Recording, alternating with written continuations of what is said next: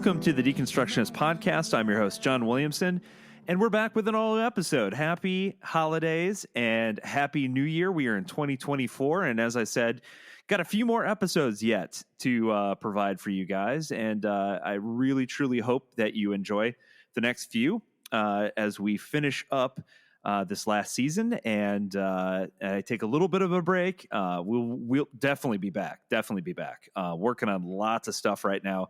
Just need a little time to let it cook, and there'll be more information coming out shortly about what I'm up to. So in the here and now, if you are new to the podcast, I highly appreciate you guys checking it out. Hopefully you enjoy what you hear. Those of you who are returning listeners, thank you so much, as always, for your support. 2023 was a much better year for me personally, as some of you have been around for a while know.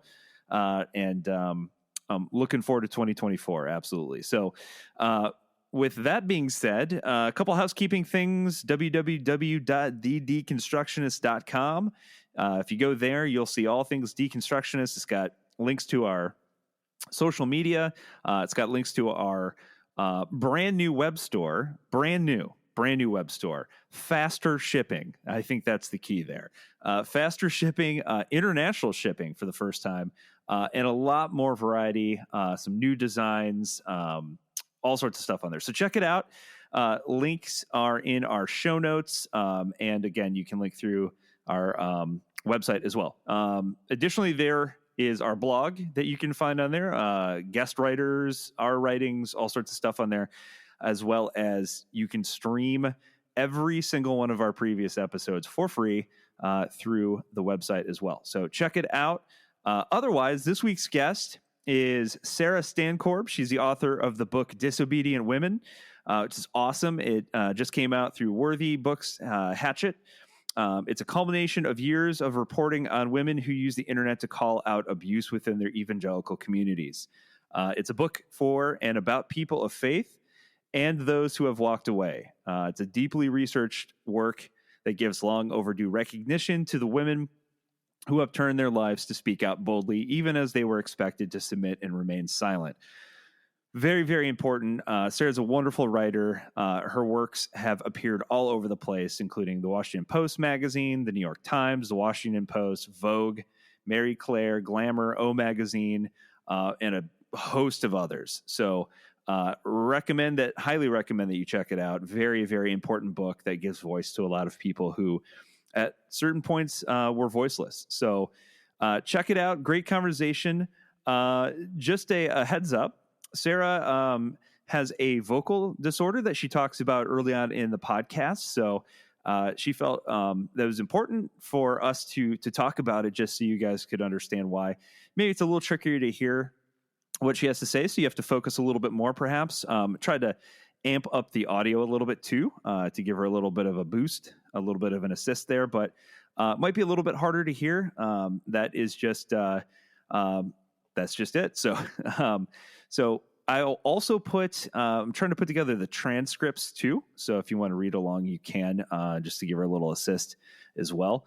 But great conversation. She's a wonderful interview. Had a great time talking to her about all of the research she's done and what she's up to in her career.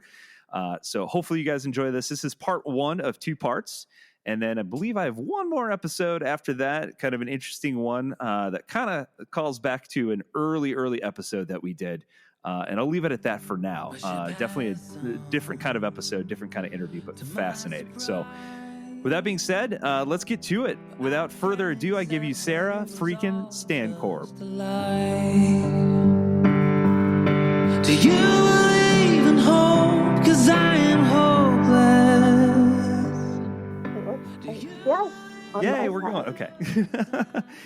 There was a little bit of a delay, and I'm like, has it started or not? Okay. Well, that's a great professional intro by me. Welcome to the Deconstructionist Podcast. I have my guest on today, Sarah Stankorb, brand new book out. All right, so let's get into your most recent book, because I think this is a very important book that's out there. You and I were talking a little bit before we started recording, and just the amount of damage, and I don't want to paint in broad strokes by any means, but I think it's fair to say that the movement that has been happening for the past decade or longer now is often a result of some of the damage that's been done by specifically evangelical Christianity in America, and the way in which it's structured, and we'll certainly get into that. But you have a book called Disobedient Women: How a Small Group of Faithful Women Exposed Abuse, Brought Down Powerful Pastors, and Ignited an Evangelical Reckoning. And there are a lot of examples in there, oftentimes hard to read. And so tell me, like, how did this book come about? How did it come to be? So there may be two different answers to that question. I think the first answer is that I think it was 2014. I started writing about one of the women in the book, Vicki Garrison, who ran a blog called No Longer Quivering. And it was about her life as a quiverful mother, which, if people don't know what that is, it's a movement that encourages women to have baby after baby after baby, and her womb produces an army for God, is the idea. Anyway, I interviewed Vicki, and from her website, I found other websites of people leading different forms of evangelicalism or deconstructing or asking questions. And as a reporter, I just bounced from group to group to group and dug deeper and deeper into this world that previously I hadn't really understood that it existed. The other piece is that after reading about these people, and really primarily women for years, in more recent years, as there started to be docuseries and podcasts, contemplating how did we get here? No one knew. It drove me nuts. People knew. These women were writing about it for years. They're why you know about it now. So in that way, I think the book came out of profound irritation that these women have put in, a decade or more of unpaid labor to point out abuse, and we're getting very little recognition for it. Yeah, and it's again, I was telling you, I think before we started recording, there are stories in here that are far too identical to ones that I've experienced in my personal life, in terms of women that are in my life and have gone through just awful scenarios that I wouldn't wish on anyone. And just, there was no sense of real justice that took place in those situations. And it's because, as you talk about in the book, this patriarchal system that's put in place is so baked in and ingrained into this very powerful structure that it creates a scenario where it's really difficult for the women involved to come out and to bring about a scenario where justice could be possible. A lot of the women in the book still go anonymous, just for their own protection and safety. And it's just, wow. How do we bring down a system that's got all the power? That's a very good question. I think exposing hard truths is a part of it. Creating networks of support for when people do come forward has definitely been a piece of it, of people being willing to be a megaphone for other people when they step up, because not only are these people who have been abused overcoming teachings that are also ingrained, such as do not gossip, telling the truth about abuse to other people instead of just facing the person who you're accusing, that's coded as a sin. They're also overcoming the fact that, say, they were raped or they were sexually assaulted. If they were raised in purity culture, they may believe it was their fault that they brought this on, that they tempted their assailant. So you have all of that even before you step forward. And then when people step forward, and they threaten the power of these very influential pastors and their very powerful ministries. Often what they're confronted with is a full court press of attack and harassment that is meant to silence them and is meant to make people believe they've brought it on themselves or that they must be lying. Things like this don't happen in our church. And what you need on the other side is people who will do their research, will do their due diligence, but will also be willing to stand up and say, if this did happen, this is wrong. There needs to be an external investigation. This needs to be reported to the police. What we're talking about are not just sins, they're crimes. And crimes are not to be handled within a church structure. That's not the church's, they don't have expertise or the legal ability or the jurisdiction. It's just not the place. Yeah, it's interesting. I was having this conversation earlier where, it's confounding to me that there are these scenarios where these horrific acts take place and they're brought to the surface and the church deals with them in a way that is outside the law. Meaning that it's a sin, he made a judgment and error, it was a mistake, but he's not going to do it again. It's fine. And it's like, I don't think anybody's arguing that it was a sinful act that was committed, but why is it that it can't be both a sinful act and a crime? And I can work on forgiving this human being while they serve their prison sentence. That's kind of the way I look at it. Mm-hmm. Yeah. And the forgiveness piece, that was very interesting to me in reporting on so many of these stories, because when you code the crime as sin, then you equal things out in a way. And so the person who was victimized is told, well, it would be a sin for you not to forgive. So that there's not only a diminishment of the attack or the assault or the spiritual abuse, but then that is leveled out with the obligation to forgive them. And then that allows people who may commit another crime/sin to continue coexisting in these communities without any warning to other people.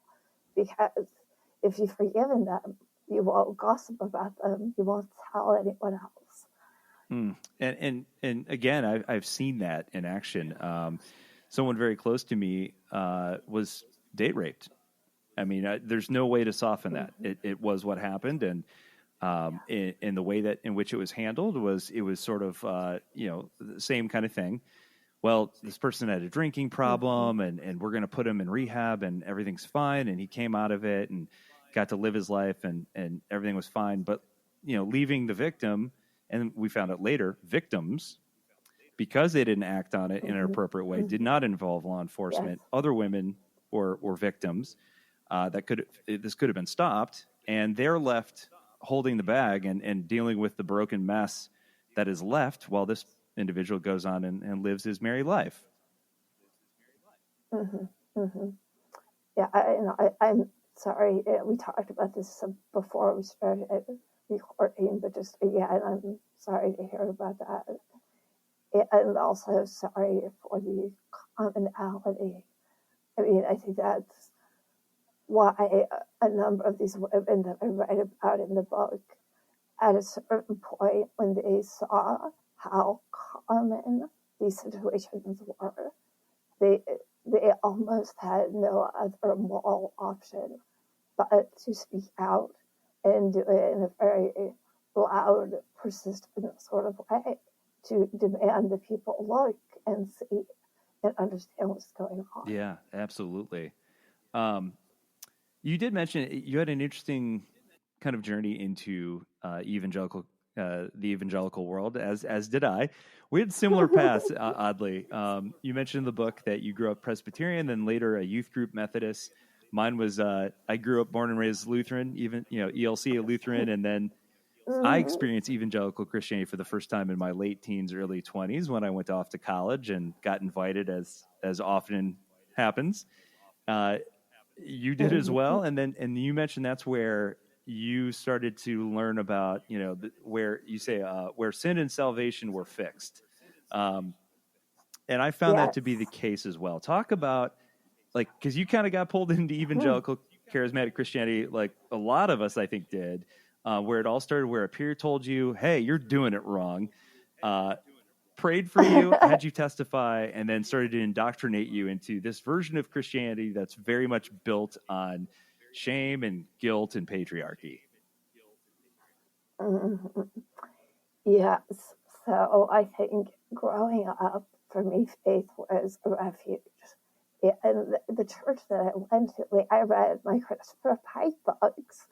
I went to the library and read anything I could find in the religion section, and it didn't matter. I could ask, like, what about reincarnation at Sunday school, and no one cared. And then one of my best friends, who I thought knew a little bit more about Christianity than me, so started taking me to a Bible study, and then at the Bible study I met other kids, and ended up at a church dance where I accidentally got saved and then had to testify at the mic, and I had no idea what had just happened. And so in a lot of ways, I just sort of like bumped into evangelicalism. But once I got the idea in my head that there's a right way and a wrong way, it really put me on edge, because I had a friend who was gay who had come out, and I loved him. And I had never really had any worry that he was a sinner. But then I was hearing at this new Bible study, absolutely, this is bad. This is going to lead people to hell. I had never seen an issue with a woman being a religious leader. Our associate pastor was a woman. I loved her. But then when I thought, maybe I'm getting a call to ministry, and I told my good buddy, he really took pity on me and had to be the one to break it to me. No, that's not what's in the Bible. That's not what God wants. And I don't know, I definitely wouldn't have called myself evangelical, but I kept colliding with these evangelical communities, and the doubt in what I had believed continued to grow. And I began to have this model that faith could only be one thing. And it was what I was hearing from these new to me evangelical leaders.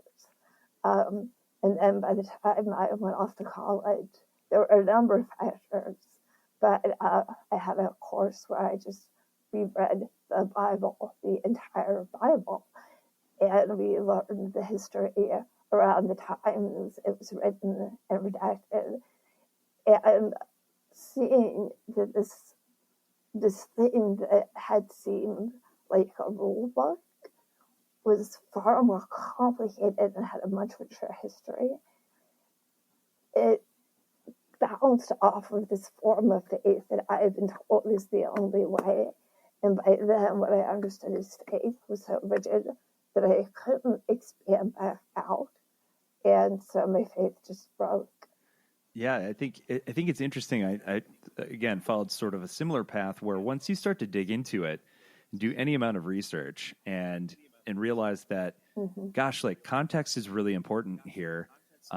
Understanding the history of what was happening around the time these things were written, and then even like consulting the scholarship behind it, like people who have spent their entire lives who read and speak Greek and Hebrew, and saying, well, that's not exactly what that word means, and just that alone is enough to say, all right, maybe I don't know everything that's going on here. Yeah, I know. And I took my 3 semesters of Koine Greek. I mean, I tried. I really tried. It's hard stuff. I mean, and and they are very complex languages, and we've talked a lot about that on the podcast over the years, is that, when you're translating into another language, English for us, there aren't always like for like words from Greek or Hebrew into English. And so we have to make a decision. So those interpreters are making a conscious decision in that moment on what word to use. And sometimes it can slightly change the meaning behind it. And then, we take it as factual and create an entire structure around that. That oftentimes throughout history has alienated women, people of color, people within the LGBTQ plus community, and it seems to immediately start shifting things away from what I learned about the Gospels anyway. Loving your neighbor, period. That's it. There were no exceptions attached to that, but only the white ones. No, I don't think that's what it says. Right. And I mean, it's very interesting to me that this worked on me in the way that it did. And I know now this vast population of sources who are raised in evangelical communities. They had God's umbrella of authority. They had it beginning to end. And just my sideswipe with it sent me spiraling for at least a decade. And so I think it gives me a lot of empathy for people who didn't have an alternative worldview to start with. And it really makes me aware of just how difficult it could be to take a step out, not knowing if there's ground out there. You're really that's also a leap of faith. Absolutely. And one of the things I kept thinking when I was reading your book and some of these different accounts by these very brave women who have come forward is, when you are in a situation where your entire community is fully sold on this system of beliefs or this version of Christianity, where do you go? You are deeply ingrained within that community, and sometimes to step outside of that or to leave that is to leave your friends, your family. It's a complete change to your entire life. And so I sympathize with that and say, I don't know that I would have done things any differently. And often they end up in poverty. So if you're a young adult and you have to leave your family in order to break free, or if you're a woman in an abusive relationship and you have to leave, you risk losing your children and them staying with the abusive spouse. There's so much risk, and when the reward is pastors bad mouthing on Twitter, that I think shows why it was so vital for people to find others and for them to find a community of other people who had similar experiences. I think sometimes about this because in all of my interviews with folks who took to the internet and discovered it wasn't just me, they really often did believe it was only them who had had these specific experiences until they got online and saw, I know it's happened to a lot of other people. Maybe there's something systemic behind all of this. So that's the power of the internet is really impressive here. But it also makes me wonder about how many people there were before the internet who had similar systems as in their church and suffered a lot. And that's something that I kind of just sit on. I don't know. I don't have numbers. I can't quantify. I don't know for sure.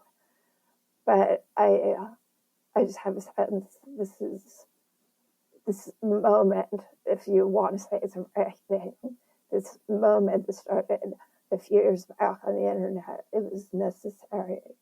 But I just don't know for how long that need had been there before that.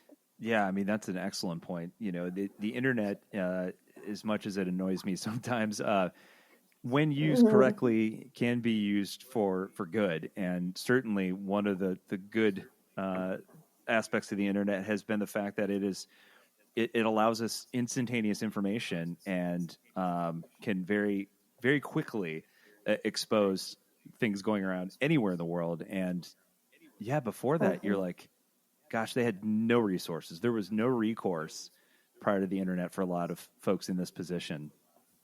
Well, and even just with like the idea of deconstruction, which for some people ends up being part of this.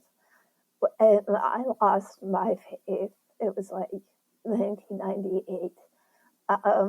And by the mid-aughts, I had a blog. I think like a dozen people maybe read it, like not regularly.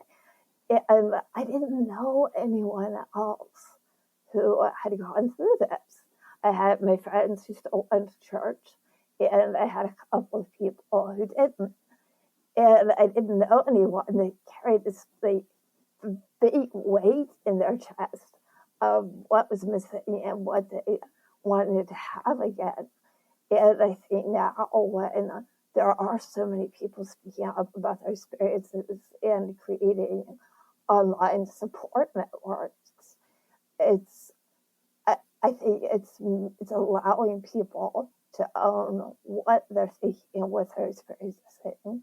And I don't know that that's contributing to people deconstructing. I think there are plenty of other reasons people are deconstructing, but the internet does create a funnel for people to find other voices. Oh, absolutely. I think testament to that is the work that I've done over the years on this podcast. When Adam, who started the podcast with me, when we both started it, we had very low expectations. We thought maybe, hey, at the end of this first year, if we have like 100, 200 listeners, that'd be amazing. Without having any sense for how many people were looking for a safe place to have these types of discussions and wrestle with their faith and have doubts and have a place where it's okay to do that. And before too long, we had this large collection of people who were expressing this, this notion that like, oh my gosh, I thought I was alone this entire time. And now I realize that there are people out there, even oftentimes in the same geographical region, who completely identify it. Yeah. It's like, it's almost as if, hey, we're everywhere. We're just afraid to say it until we realize the person standing next to us is in the exact same place as we are. Yeah. Yeah, I don't know if this story is appropriate or not, but I had a moment. So back when I was first saved and then saved again and then again because I couldn't tell, I was encouraged to let my people I love know. So I told my mother, and she just sort of raised an eyebrow, and that was it. And then a few years later, when I decided I didn't want to go to church anymore, I told my mom, and she shocked me and said, well, good, I never believed any of it either. And she said, quit going to church. The woman who had forced me into dress shoes every Sunday morning my entire life because it was good for me. It was like, I don't know, you reach adulthood, your parents quit telling you to eat your vegetables. Like, that's what it was. And evidently, she hadn't believed for some long period of time, but had no one to tell. So she just kept going. That's amazing. It's kind of like, I grew up in like I said, a Lutheran household, and my dad was my pastor. He was the pastor. And I just had probably a list of assumptions about what he believed my entire life until I started going through deconstruction. I started having these amazing conversations with my dad, and he's like, yeah, I don't believe that either. Like whatever it was we were talking about. And I'm like, what? I'm like, how long have you been holding on to this, Dad? Like, come on. Yes. Oh, and then we went to a family funeral. And it was a pastor, I feel sorry for a clergy who get thrown into a funeral and they don't really know the deceased. So he was clearly vamping, like he didn't really know much about this family member. but he started talking about him singing with the angels. And this was a few months after my mom was going to church, and she leaned over and whispered in my ear, like, "You don't believe that, do you?" Oh, he couldn't sing. I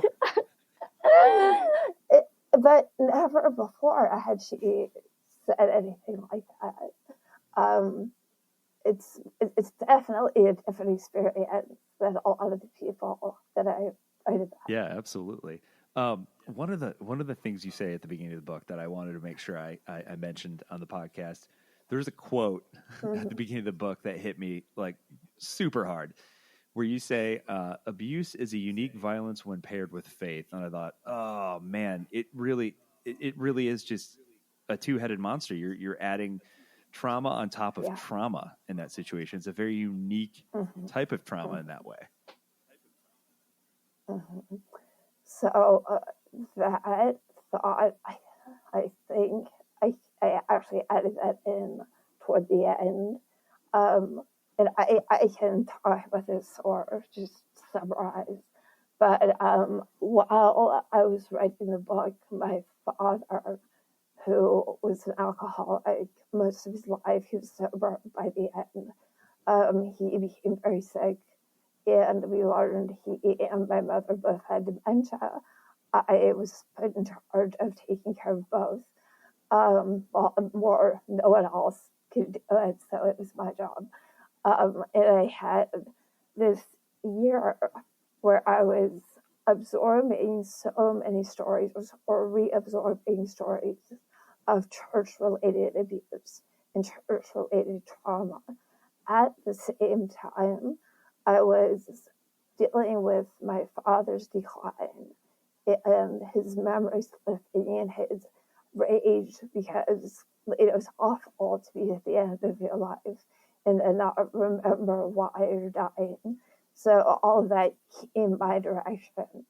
And since I had been so afraid of him as a child, I felt a lot of those memories surfacing every time he blew up in a rage. But having both of those experiences, the reporting on church-related abuse and the memories of my own childhood, it also distinguished for me the difference between some forms of abuse and the additional layer within spiritual abuse. Many of my sources had fathers who beat them or mothers who beat them, but they did so because, James Dobson said to, and because their parents believed, if I can teach you to live right here, I will save your eternal life. And so that behavior that scared my sources as a child, it wasn't just scary, which is bad enough, but it was frightful and rationalized as what God wanted. And that is so difficult.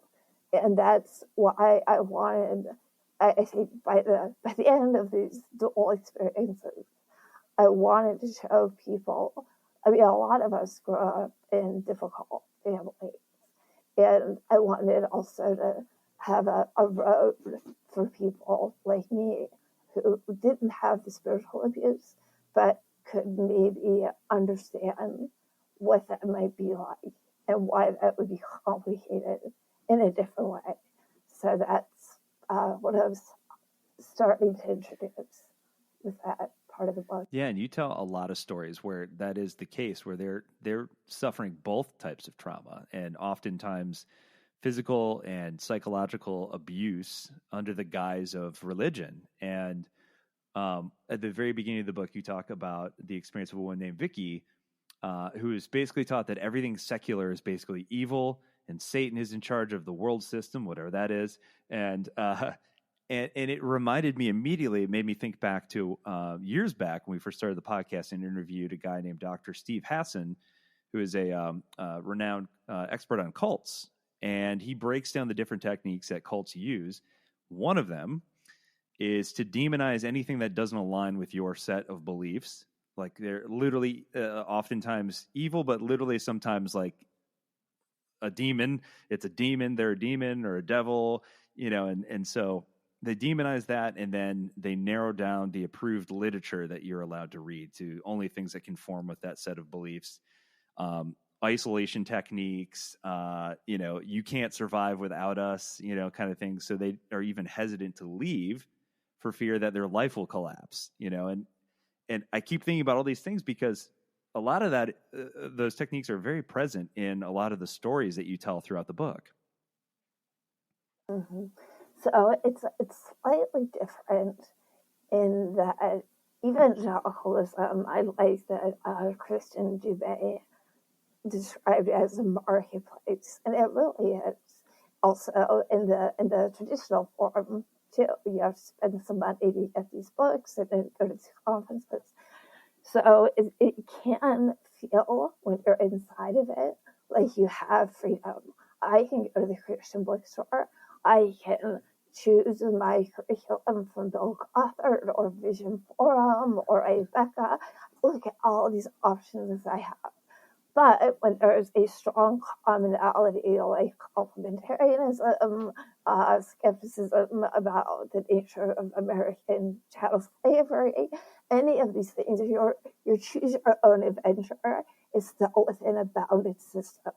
So that you have this sense of freedom, but the school of ideas that you can choose from is still very limited. Now, depending on your church, you very well may have a pastor who says, this is the right way, this is the only way. If you look at those books, if you go to another church, you're in spiritual danger. So you can still have that very high control. But depending on where you fit within evangelicalism, you could also have a sense of freedom and still have a very restricted worldview. Yeah.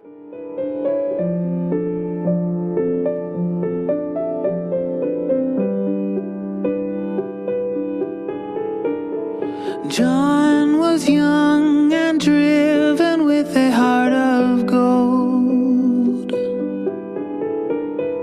Finished seminary, married, found a church he could go home. Made a living, giving dying folks a shoulder and a hand, until he told his leaders that he had some feelings for another man. And they said, John, you must go and take your broken heart and walk it to the door. We know you're hurting and you've been giving, but now you're damaged goods and you gotta give some more. John, we love you, but we can't love you. You must go.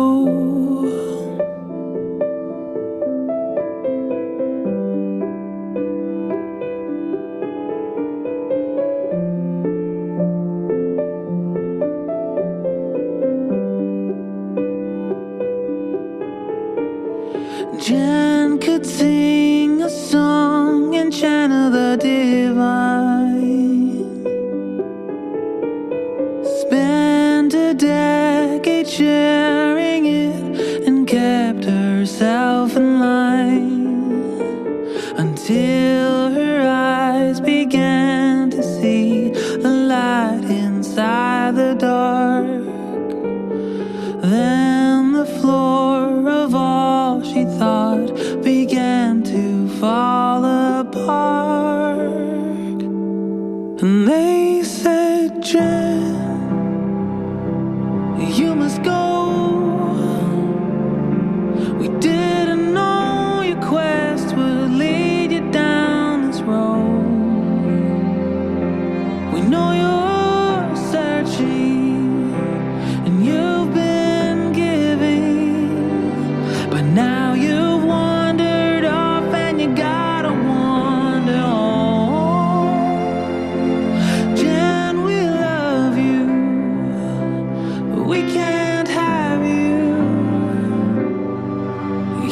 must go.